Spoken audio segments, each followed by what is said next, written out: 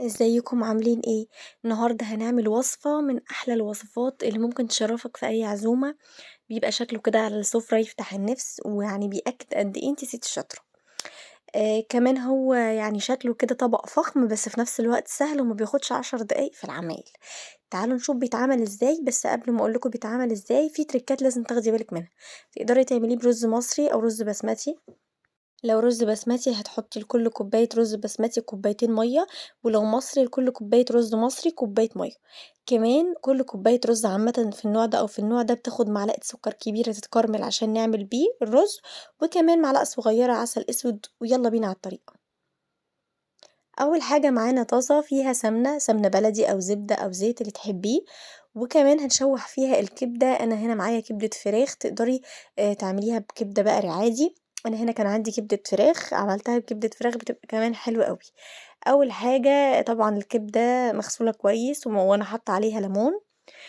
والسمنة اتقدحت كويس جدا، لازم تتقدح كويس قوي عشان الكبدة ما تنزلش ميتها. وأول ما تبدأ تغير لون نحط ملح، نص معلقة صغيرة قرفة بتدي طعم حلو جدا جدا، ونص معلقة صغيرة فلفل اسود. وخلاص على كده هنبدأ بقى نقلبهم كويس قوي ونسيبهم لحد ما يستووا، وبعدين نطفي ونسيبهم على جنب. تعالوا بينا نعمل الرز. انا هنا عملت كوبايتين رز، فحطيت 2 معلقة كبيرة سكر، حطيت عليهم معلقة مية. يعني انا حطيت على الاتنين معلقة كبيرة سكر، لان انا عملت كوبايتين رز مصري، فكوباية بتاخد معلقة كبيرة سكر. خلاص حطيت بقى كده عليهم معلقة مَيّة وسِبتهم يتكرملوا. طبعًا هنا المَيّة هتبدأ إن هي تتبخّر، والسكر هيبدأ إن هو يتكرمل ولونه يتغيّر.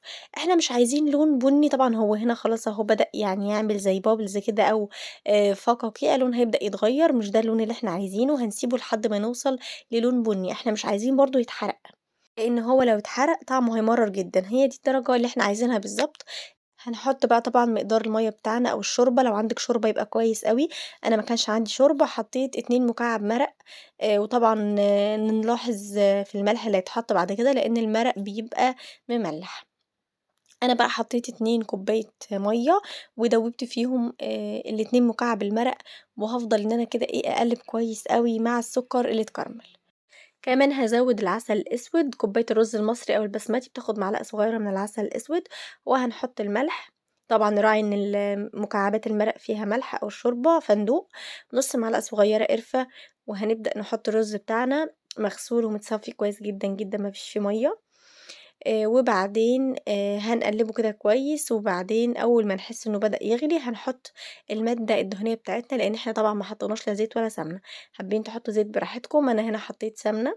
لو أنتم حاطين شوربة والشوربة بتاعتكم دسمة أو فيها دهون، خلاص اكتفوا بحاجة بسيطة جدًا من الزيت، لكن أنا طبعًا كنت حاطة مكعبات مرق، فحطيت معلقة سمنة.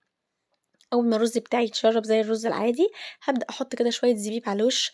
يبدأ بقى كده إيه يتنفخ ويكبر مع حرارة الرز. في ناس كمان بتعمله بزيت على النار، بس أنا باحسه إنه كده أخف وأحلى.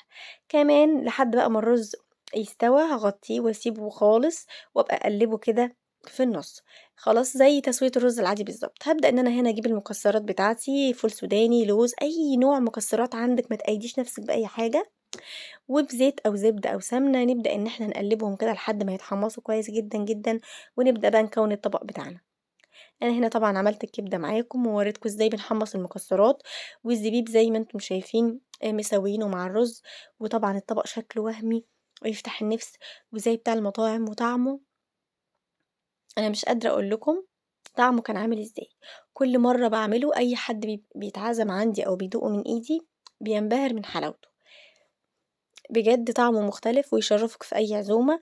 هو طبق مش بياخد دقيقتين بالضبط، ولكن حقيقي طعمه مميز.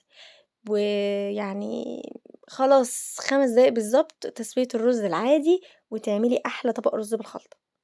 طبق سهل وبسيط ومش بياخد 10 دقايق بالضبط، ولكن بجد نتيجته مبهرة، وهيشرّفِك في أي عزومة، والناس كلّها تعرف قد إيه أنتِ شاطرة.